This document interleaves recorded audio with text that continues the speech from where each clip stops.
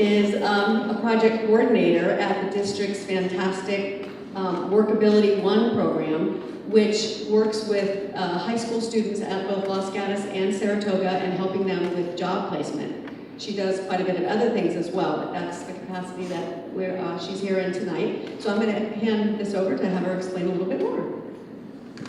Thank you, everyone. I wanted to thank you again for all of you to be here tonight. I know you're all very busy, and thank you for choosing this event tonight in your lives. I'm the coordinator of Workability, and I have one co-worker, Marina Barnes, who's in the audience tonight. And we are a very small group, and we serve our district, and we work with students that are in special education, that have individual education plans, and we help students get jobs and transition to college. And one of the things that we usually do with students that are transitioning to community college, that's one of the things that we help them with, but many other things, as you will see tonight, and on the handout that Susie will be explaining in a little bit. There's many options for students. The handout's called Paths and Possibilities, so there's not just one way to do things when you leave high school, and that's what we'd like to focus on tonight. Through our collaboration with my program, Workability, and Parent Continuum, we were hoping to reach a nice wider audience, so we're really happy to see all of you here.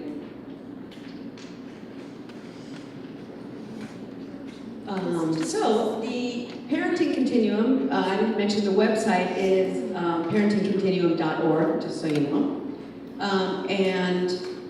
One of the things that we as an organization try to do is make sure that we always take into account the Project Cornerstone assets, and that we host events that are taking into account assets that, that we are hoping to develop in the children in our district to help them become successful, happy adults in life. And so this particular event is, I'm going to read this so that I get them right. Tonight's program will be focusing on assets, 4 particular assets: pursuing productive activities, positive view of their personal future, personal power, it's 5, self-esteem, and a sense of purpose. So through the talk and the sharing that our panelists are going to do tonight, they're going to talk about how they developed those assets in themselves. And don't worry, you don't have to reference any of them. It's just going to happen by the things that you're sharing. But we were hoping to advance those assets in this process. And let's see, Kristin will be introducing each of the speakers and a little bit about them in a minute. Oh, and before I hand the microphone back to her, I want to point out that all of you have a handout on your chairs. And as we were planning this event, we wanted to think about who the audience was and who the panelists might be. And the framework that we created was what's here. And what this is an example of the kinds of resources and path options that students have, one, when they're in high school, things that might affect their career choices, their personal development, the people that they lean on. So on the left are a list of the groups, the job possibilities, the different things that may occur in high school. And on the right are the things that students may do beyond high school. So we all know that going to a 4-year university is one of the options. And there's a whole lot of other options. And they might include starting with work, they might include going to a community college, they might include the range of things that are listed here.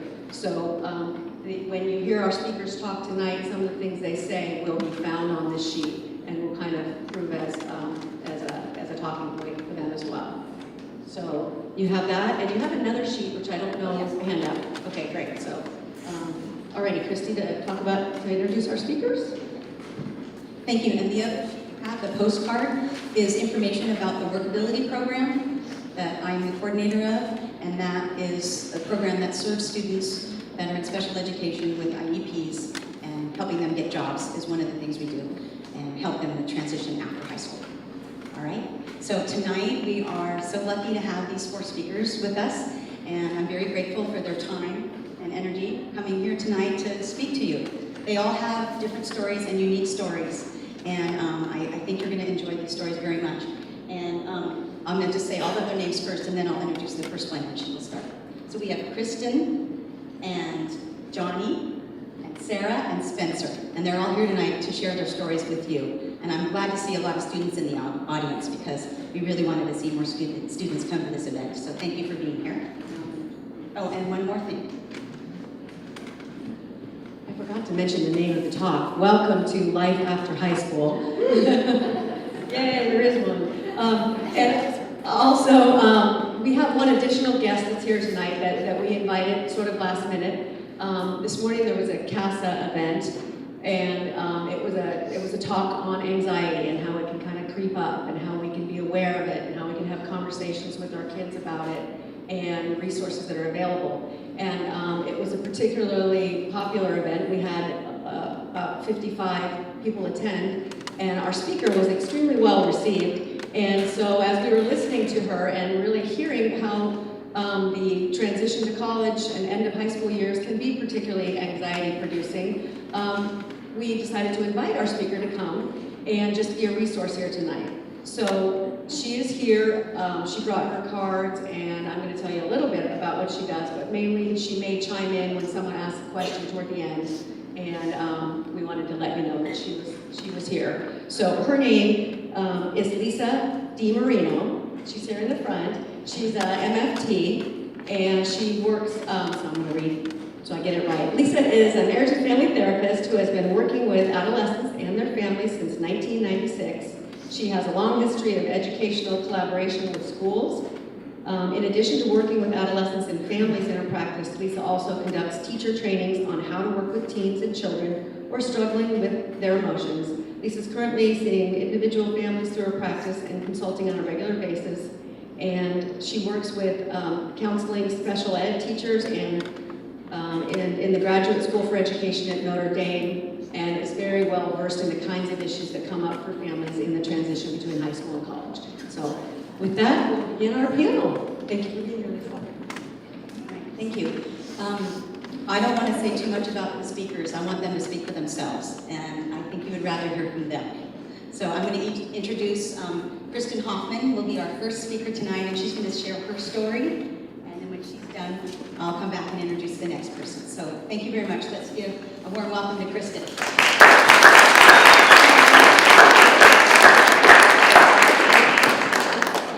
Hi, I'm Kristin. I am a Los Gatos High School graduate from 2006, so almost 10 years ago. And this is actually my first time back on campus since then. And that speaks a little bit to my story. When I graduated high school, I told myself I would never step foot in a classroom ever again. I hated school. I struggled a lot through elementary and middle school. They didn't really know what to do with me most of the time. And eventually, freshman year of high school, I was tested for a learning disability. And I got an IEP, and I was put into resource, and it was like my eyes were finally open for the first time. And I was actually learning, and I was in an environment where I could work with my learning disability, and I was given tools on how to work with it. And I've only built on those tools as I've gone through my education, which I'll talk about later. So even though I was finally feeling like I was learning something, I still was like traumatized from it, and I never wanted to come back to school again. I graduated, I worked at Willow Street Pizza for a long time, and I thought it was totally fine, and I would meet some rich guy, and I would never have to work, and it would be okay. But like 2 years into that plan, it wasn't really working out, and my mom was like, you gotta do something. So I decided to enroll at West Valley, and I just took a ceramics class, and in this class that kind of teaches you about what you might want to do with your future. We take like personality tests, and it tells you you'll do this and that. So I took those classes, and it actually felt okay. It felt good to be back in school, and when people that I saw at Willow Street that I went to school with say, oh, what are you doing now? I didn't have to just say, well, this, you know. I could say I'm at West Valley, I'm doing this. So it felt good to, you know, be working towards something, even though I had no idea what that was. So when I went to West Valley, I actually joined their DESP program, where you can have the same resources that I did here at high school. I take my test somewhere else, so I'm not distracted. I'm in a room by myself, completely quiet, because if I'm sitting next to someone while I'm taking a test, and they're even breathing, I cannot concentrate. I'm like counting their respirations, I'm looking over at them, I just can't. So I'm sure some of you probably relate to that. So that really worked for me. I got extended time because I really like to focus, so I need longer time. And I, started from the bottom. I took their lowest math class they had, lowest English class. I think it was even lower than they have it. It wasn't barely high school level. So I took those classes and I got an A for the first time ever, and it felt so good. It was like a high. I couldn't believe how good it felt. And so I'm like, okay, this feels really good. But here I am, I was like 20, 21, and here my friends are graduating four-year colleges and stuff, and I'm taking, middle school math. So that didn't feel awesome, but at least I was doing it. So I slowly crept up and I kept doing the classes, and I kept getting A's, and I kept getting A's, and it wasn't a fluke, and it felt good, and I just had this thirst for knowledge, and I just loved it. I wanted to do more, but I still didn't know what I wanted to do. So I finished off those classes, just hanging out at West Valley, and then I had some health issues come up, and I was in the hospital, and I had some awesome nurses, and I had some horrible nurses. And I decided from that day that I wanted to be an awesome nurse for somebody someday. That I wanted to be there for someone on one of the worst days of their life or best day of their life. And so I went to school a week later. I talked to a counselor, and the next semester I enrolled in prereqs for nursing school, and I never looked back. So I did those. I applied to San Jose State's nursing program. I was accepted on my first time, and I started in 2013, and it's a 3-year program. And I also, at San Jose State, am in their program. It's AEC. Same thing. I get to take my test somewhere else. It's quiet. I was nervous about it because nursing and learning disability don't really seem to go together. And I had told a few people that I wanted to do nursing, and I could just tell the looks on their faces. They knew that the road ahead of me would be hard. But that kind of just pushed me further, because I wanted to prove people wrong, and maybe I had some self-doubt too, and I wanted to prove myself wrong that I could do it with so many years of anxiety and self-doubt and not thinking that I was good enough or that I could do anything. So when I started, it wasn't a problem. I was able to take my tests other places. I didn't feel judged. I told my teachers every semester what was going on. I was up front, and I didn't let it hold me back, and I actually used my learning disability to my advantage. It's because I'm more conscious of it, so I feel like I'm more detail-oriented because of it. I write everything down. I remember small, minuscule details that not everybody does, and it works for me. So I'm in nursing school now. I'm actually graduating in December. So, yeah.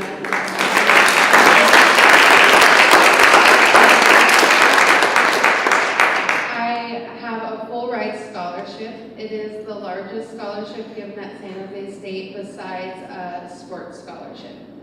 So that's awesome. It has paid my way through school. I will be graduating with absolutely no debt, and I did barely hesitate. And so yeah, I'll be graduating in December. I'm doing my preceptorship right now in labor and delivery, where I've really found my home. Like I said, best day of people's lives. Yeah, I absolutely love it. I welcomed some babies into the world last night, and it never gets old. It feels so good. And I'm going to be applying for the Lucille Packard Versant program, which is a new graduate program where they cross-train you between labor and delivery or NICU or pediatrics, wherever you want to be. So I'm applying for that, so fingers crossed. It's really competitive. So yeah, graduating and I'm graduating magna cum laude. Wow.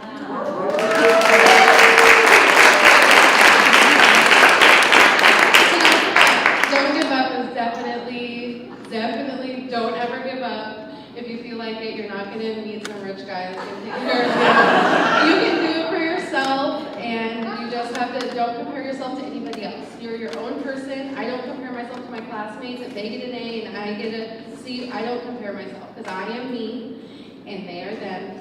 And I just have to do the best for Kristin. And that's what I do. So thank you so much.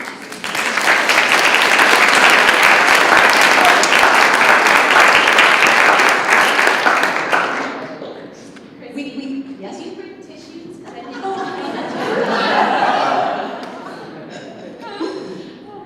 We're going to hold questions to the end after everyone has spoken, okay? So, thank you so much, Kristin. And she had to come back to speak again. She spoke at two of my other events in the past. So she's been gracious enough to come back and speak. It wasn't at this high school, so that's why she said. And our next speaker tonight, also actually a graduate from Los Gatos High School, and this is Johnny Vitek, and he's going to tell his story as well. So let's give him a warm welcome, please.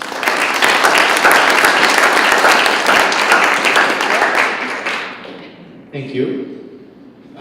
That was a tough act to follow. I'm not sure if I can make myself look as awesome as somebody else. At least not for so long. That's true. Okay, that's fine. I've gone completely blank. All right, so my story. I graduated in 2008. 2 years after her, we knew each other a little bit. I also went through the resource program. I had some behavioral problems. I was kind of a pain in the butt, and so they didn't really want me in normal classes, and they sent me in.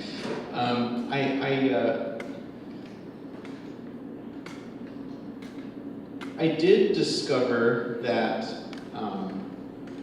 that life after high school wasn't as terrifying as I felt like it was when I was beginning my senior year. I didn't know what I was going to do, so I went with some friends to a meeting kind of like this put on by the school that I went to, the Academy of Art in San Francisco, and it was fun because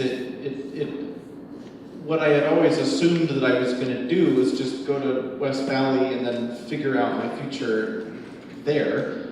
But I was really elated when I decided that I really wanted to go to this art school. I'd always been an artist. I never really thought of it in terms of academics. But anyway, so I went there and I had a really good time. It wasn't as easy as I thought it was going to be.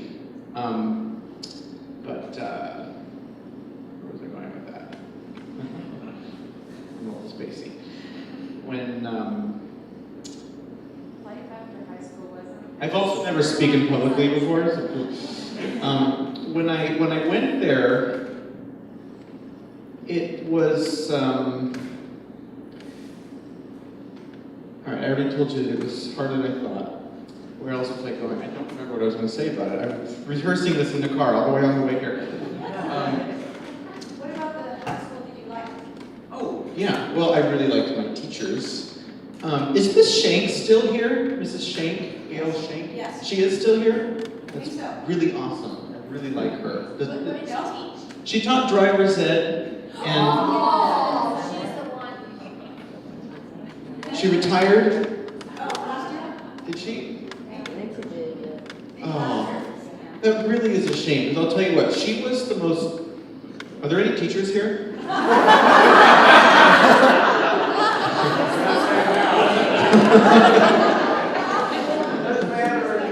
Her class was extremely useful. Okay.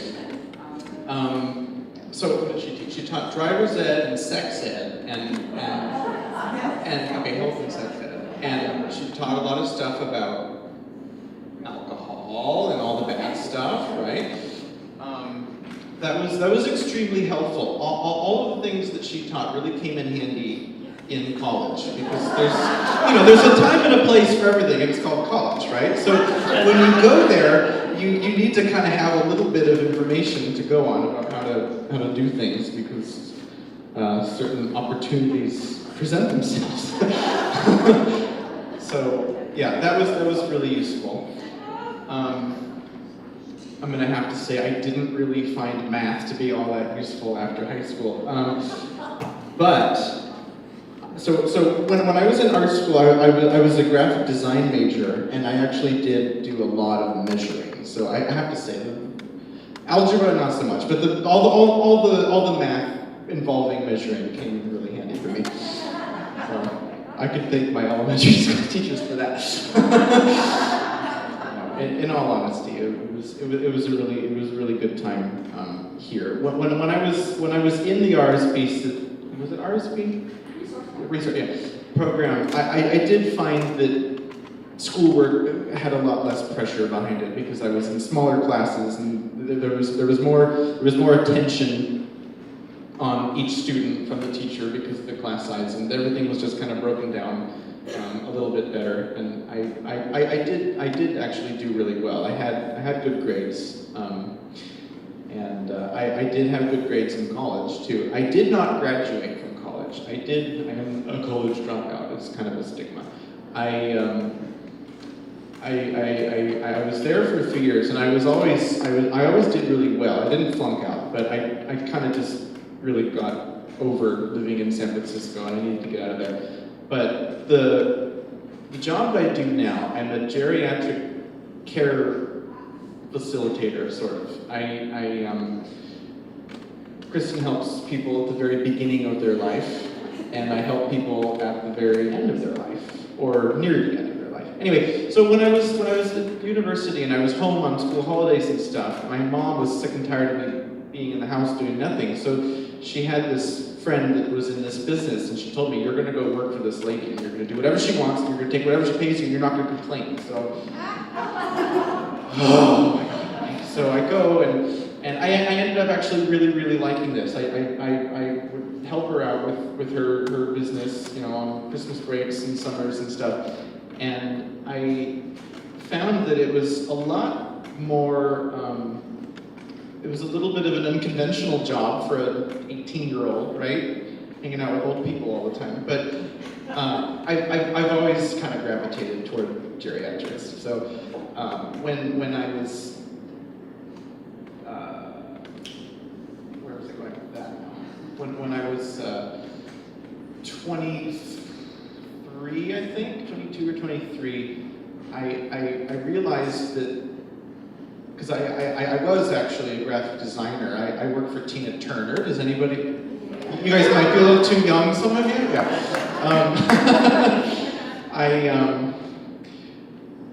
Yeah. I realized that as a graphic designer, I was very good at it, but I was just kind of just alone in my studio, dressed in black, chain smoking on the computer with no social interaction. It was kind of starting to get depressing, and I really didn't like San Francisco.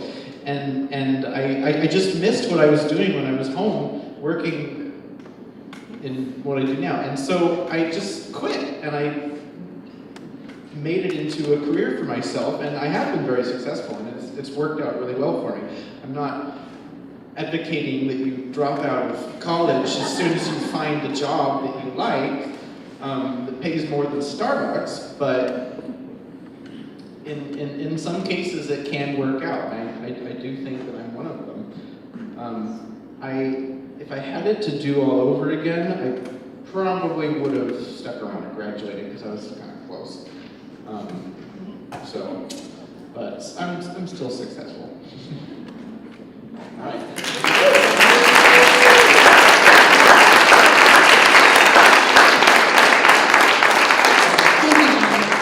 I know it was your first time speaking. You did a good job. You got through it. You got your story across. And it's good to tell this story. It's very important because not everybody fits in the same box. And that's the whole point of tonight, really, is finding your way. And it may take a while. And you may go this way, and then you may go that way. And you may start later and figure it out. And so that's why I invited different people to come and talk tonight. So they all have very, very different stories to tell you and explain where they're coming from. And it's all good. Yes. So I just want to say that. And so thank you very much again, John. So our next speaker will speak tonight is Sarah O'Donnell. And she's also, this happens to be, another high school graduate from this high school. And she's going to share her story tonight too. So let's give Sarah more.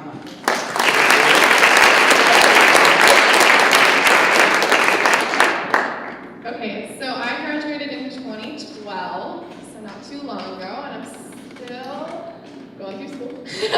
Okay, so my story starts in high school, actually. I was a water polo and on the swim team as well, but I tore my labrum in my shoulder my sophomore year. And so my goal was to go to University of the Pacific in Stockton, play water polo, and also get my degree. Well, my desire and goal of playing water polo was completely canceled when I had to get surgery. So I had to find a new path. And so junior year, I started nannying for 2 different families, and I absolutely loved it. And from then on, I'm actually still nannying. Nannying. Do you want me to use that one? Okay. Okay. So I nanny for 2 different families still. So I've been with them for about 4.5 years. And what my path was is I applied to 4 years when I was a senior in high school, and I got into almost everywhere I applied. But my parents weren't paying for college. I had to pay for it completely myself. So I applied to scholarships here, and luckily I got a lot of them. So I was able to pay for school, but I went to West Valley, kicking and screaming. Literally, my mom had to drag me out of bed the first day of school because I didn't want to go. I was mad because I was a Los Gatos graduate. You're supposed to go to a 4-year. Your parents are supposed to be able to pay for 4-year colleges, but that wasn't my situation. And I had to become okay with that.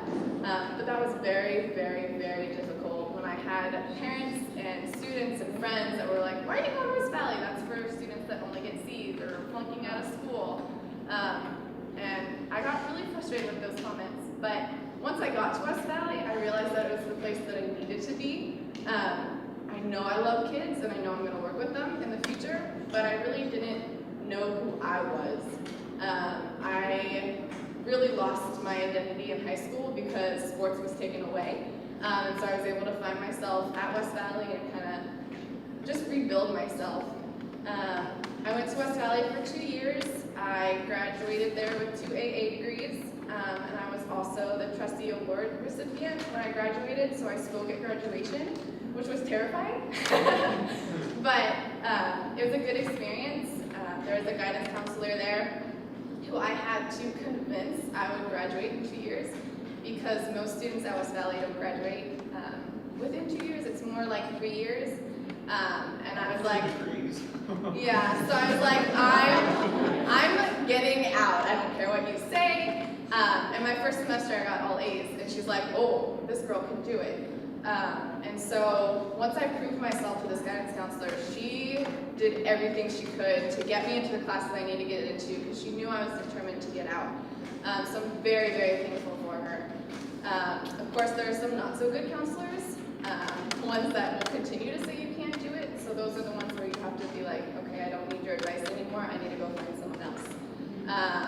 And so from then on, I applied to a couple more schools. So I was done with West Valley, and I ended up at San Jose State, which is hilarious because I always told myself I would never go to West Valley or San Jose State.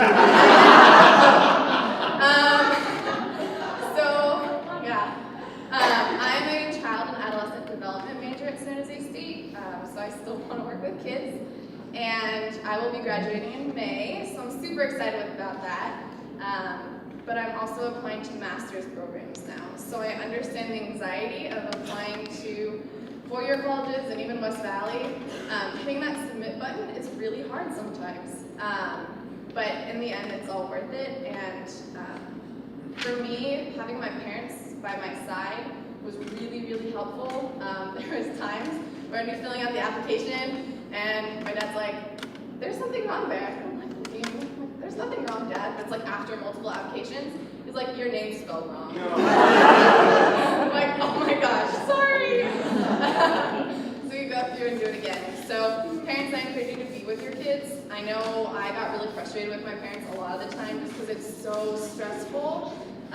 But having a parent sit next to you while you're doing the application is really helpful. Having them look over your essay that you have to submit with your application is also very helpful, because sometimes your brain just blanks out. You have no idea what to say about yourself that makes yourself feel like stand out. And so having my parents around was really helpful. But in general, just one thing that I really want to emphasize is going to West Valley, like a couple of us did, isn't a bad thing. I know with Los Gatos, there was a big negative stigma of graduating Los Gatos and going to West Valley, but honestly, if you even remotely don't know what you want to do or just need to find yourself, it's a great place to do that. There's lots of encouraging teachers, lots of different classes you can take, and honestly, it's a cheaper route.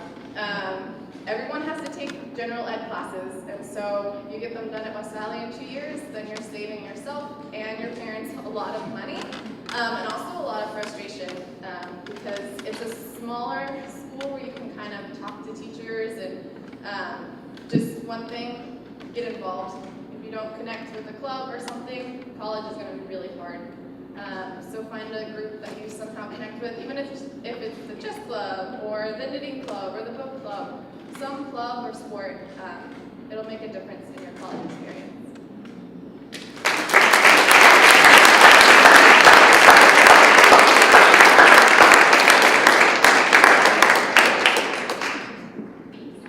Thank you very much, Sarah. Still? Yeah, let's see now. Well, thank you very much. We're going to go on to We're going to have our final speaker of the evening, and once Spencer, this is Spencer, when Spencer is done, we will open up to the audience for questions and answers, and we will, I also have some questions for the panel too, and so I'm going to give it over to Spencer. Let's give Spencer a warm welcome. Spencer Ackerman.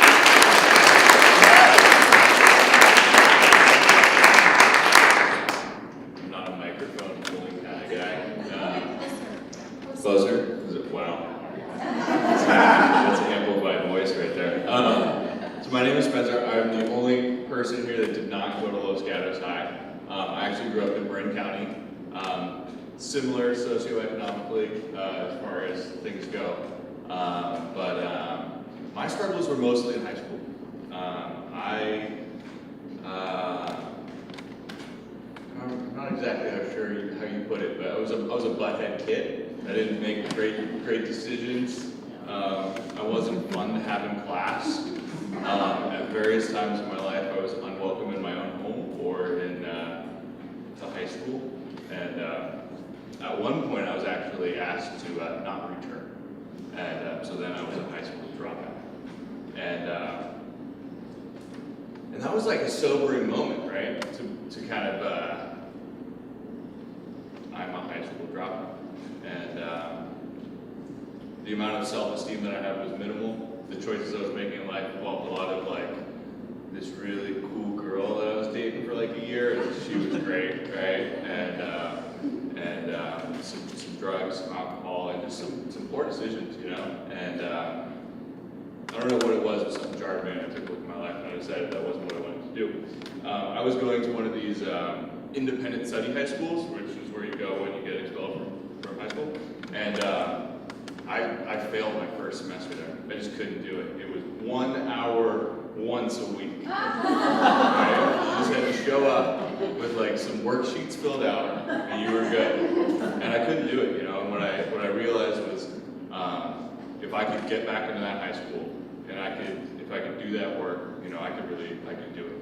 And so I went back and I told them that. I said, you know, I can do this. You know, give me another chance.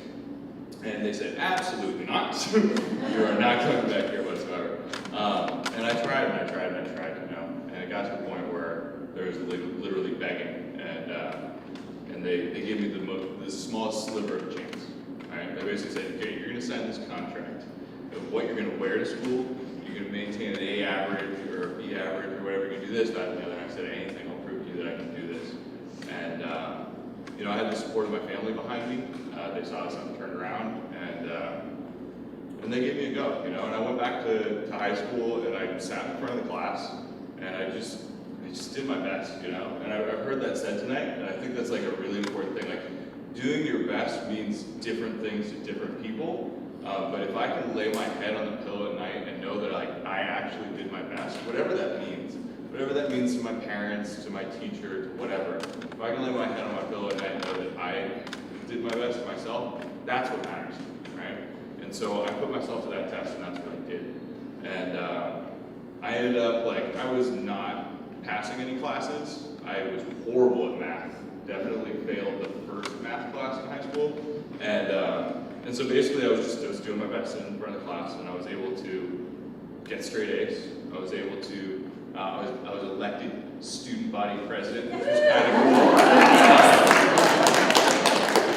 I felt bad about that because there was another guy I went to high school with who really wanted to do that, and he was trying his whole time, and I was like this mess up. And I still talk to him. He's fine. Don't worry. He went to West Point. Good guy.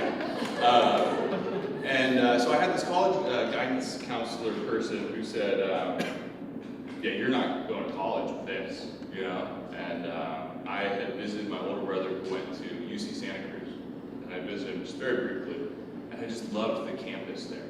And I didn't have an idea of what I was going to study or what I wanted to do with my life. I was just like, I latched onto that for some reason, and I said, "Yeah, I'm going to go there." You know, and they were like, "That's not possible. It's just statistically impossible for you with your SAT scores to get into like that college. Like maybe you should try, you know, this, that, or the other." And I don't know what it is. I don't know if they mistaked something on something. I didn't cheat, I'll tell you that much. But I was accepted at UC Santa Cruz, and I went. You know, and I was ready to study psychology and double major in English. I was going to be a teacher because of so many of the teachers put up with me, and then I was going to be like a psychologist, and I was going to help kids that were like wayward youth. And into my first year, I was taking psych, and I just hated it. Like I really did, and I was just so lost. And I was like, "Dude, what do I do?" You know? And so I like kind of looked back at like one of the classes that I was kind of good at in high school, and it was like an economics class. So I'm like, I'll take an economics class. And so I ended up with a degree in business management economics with an emphasis in accounting. One of the things that happened is I was in one of these accounting classes, and an accounting firm came in to present. And they said, you know, if you are at the top of this and the top of that, and you do this, that, and the other, you can get a job here. You know, you get a job here right out of college. And I was like, I wonder if they'll hire the guy with the ponytail. You know, like, I really wonder if they will. And so I gave it to myself as a challenge. And they did hire the guy with the ponytail. I had a secure job for after college, and I went to go work for one of the biggest accounting firms, PricewaterhouseCoopers. It's a nice big building downtown. And they did tell me to cut my hair. I will tell you that. So I cut my hair, they gave me the job, I grew it and I worked there for a couple years, and it was absolutely like a crazy, wonderful experience of 100-hour weeks and insanity and this, that, and the other. And I proved to myself that I could do it, and I was over it. And so one of the things I was doing is I was an auditor in the venture capital practice. So I was like, how about venture capital? Let me try that out. And so I went out there in the world and tried to get a job at a venture firm, and I did. I went and worked there for a couple of years, and that was just a super awesome experience to be in like the mix of all that and all this craziness, and like still have the ponytails and still hired me. So people tell you to pick hair. And really throughout that whole process, like it was just a matter of me trying my hardest, me doing my best. You know, and it didn't matter what the struggles were. You know, as long as I did my best, I was okay. Like and this is like the 10-minute highlight version, right? There were tons of failures all in there, right? And all of them like just spurred me to challenge myself to the next thing, you know? And at some point I decided I didn't want to be an accountant in venture capital anymore, and I wanted to save the world, and why am I doing, you know, all this? And so I quit my job and went to work at like a nonprofit focusing on homeless advocacy. And I worked there for like a year. It was awesome. You know, I was working in direct services with homeless men and women in San Jose. I'm sure you guys all knew about the jungle. I was literally in the jungle helping those guys find jobs, you know, and that was super swell. My girlfriend decided she wanted to go back to college, and I needed to pay for it. So I found myself a position back in venture capital. That's where I am now. And upon quitting that job, they nominated me as the board of directors. So now I sit on the board of directors. It's the only time I've ever gotten a promotion upon like my 2-week notice. So, I mean, really, when it all comes down to it, it's like I don't know what I'm going to do tomorrow with my life, but I'm just going to keep doing it. You know, and it's worked out for me. And there are people. I actually posted something on Facebook about like going to speak at this thing tonight, having no idea what I'm going to say, and like didn't really think about it that much. And my high school history teacher commented on it. He said, kind of like how you prepared for school in high school. He's friends with me on Facebook, which says something. But a lot of what allowed me to do what it was the support of people like the teachers in my life, and people like the parents in my life, and all along the way there were like the guidance counselors that said, you can't do that shit, you know? And there were the people who really believed in me. There was the vice principal at my high school, when they let me back in, I'll finish with this. He gave me a chance. You know, he gave me a chance when no one else would. You know, and when they were saying, no, dude, like this guy has messed up all kinds of stuff.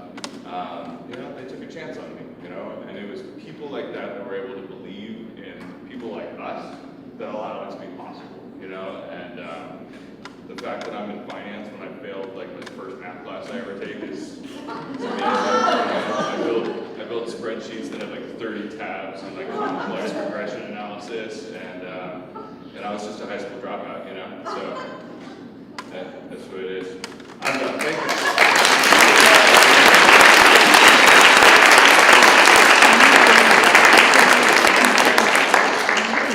Thank you, Spencer. Thank you, all of you. Oh my gosh, wonderful, wonderful presentations from all of you, and completely different stories, which I really was so excited to hear, and I really appreciate you being here. So I wanted to open up to the audience if anyone had any questions for any of the speakers right now. If anyone had any questions.